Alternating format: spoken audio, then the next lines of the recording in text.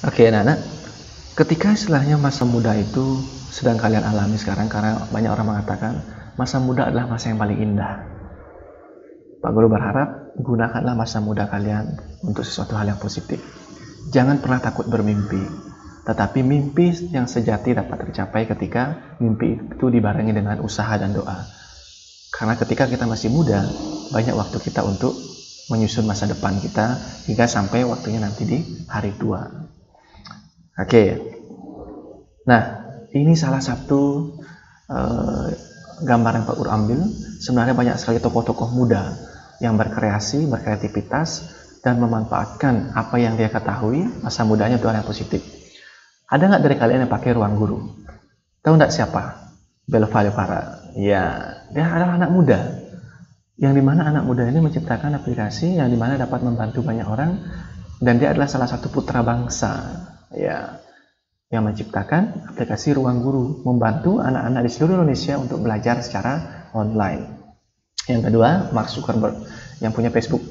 Mereka semua anak muda yang masih memiliki pikiran-pikiran yang maju, pikiran yang kreatif, inovatif, dan berguna bagi banyak orang.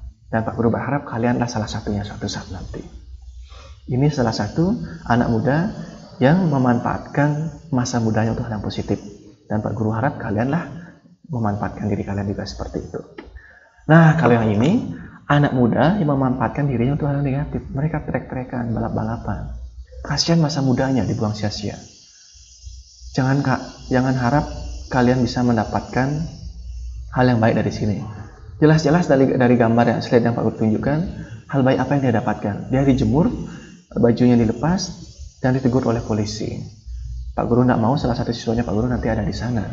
Usahakan hindarilah hal yang negatif dan perbanyaklah hal yang positif di masa muda kalian pada saat ini. Oke, bagian yang ke-6 dari Sabta Timira itu sura. Nah, artinya minuman keras. Kalau kita pikir-pikir ya, yang mana namanya minuman keras? Ada yang tahu? Atau ada yang pernah minum? Ada yang pernah lihat? Oke, di sini dikatakan dalam agama Hindu, minuman keras diperuntukkan bagi buta kala. Seperti tua, brem. Selain minuman tersebut, beredar juga minuman keras seperti bir, whisky, dan lain sebagainya. Minimal Anda sudah pernah lihat. Oke? Nah, ini generasi muda yang dimana minum minuman keras.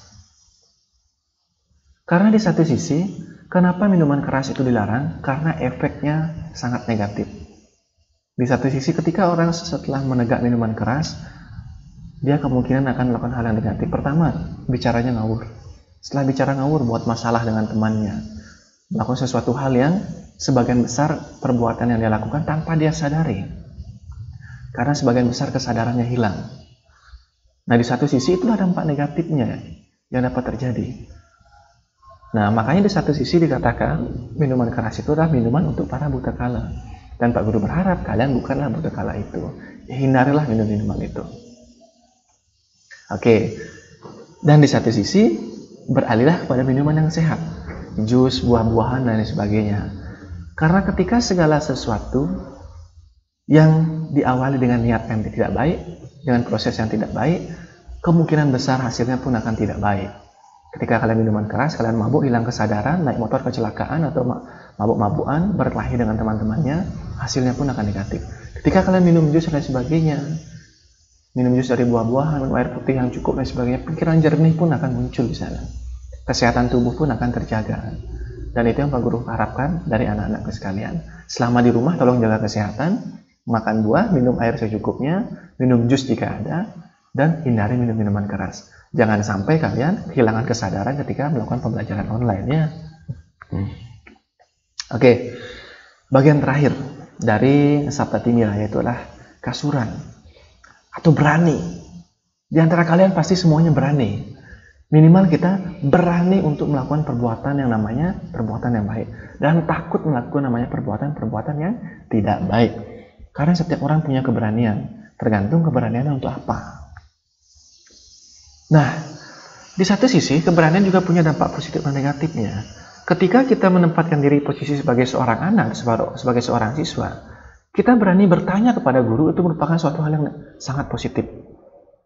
Tetapi ketika berani melawan orang tua, menentang orang tua, membentak-bentak orang tua, itu salah satu keberanian yang salah pada tempatnya.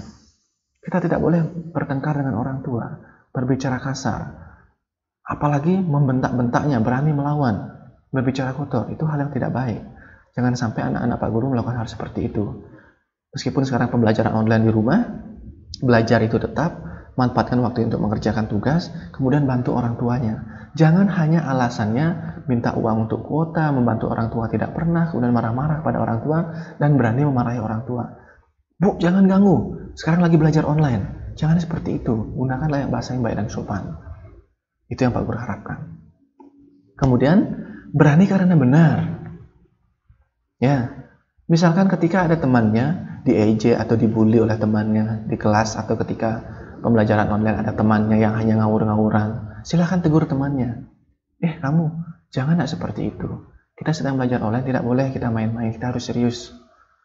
Kemudian ketika mungkin sebelumnya nanti suatu saat nanti pembelajaran tatap muka sudah diizinkan, ada teman yang diejek dan sebagainya, tegur temannya, tidak boleh seperti itu. Kita sesama umat manusia, sesama teman yang ada di kelas, harus saling tolong-menolong dan menghargai. Kurangilah hal-hal negatif yang bisa menyebabkan perpecahan. Berani menegur karena kita benar. Dan satu hal, berani meminta maaf ketika kita salah. Maka dalam hidup ini jangan pernah lupakan, bilang tolong, maaf, dan terima kasih. Itu yang harus kalian tanamkan dalam diri kalian. Di rumah ketika salah pada orang tua, berani minta maaf. Ketika ada perlu bantuan, minta tolong. Jangan diperintah orang tuanya, Bu, minta tolong. Dan lain sebagainya. Itu pun bersama teman juga. Gunakanlah bahasa tolong. Ketika sudah ditolong, ucapkanlah terima kasih.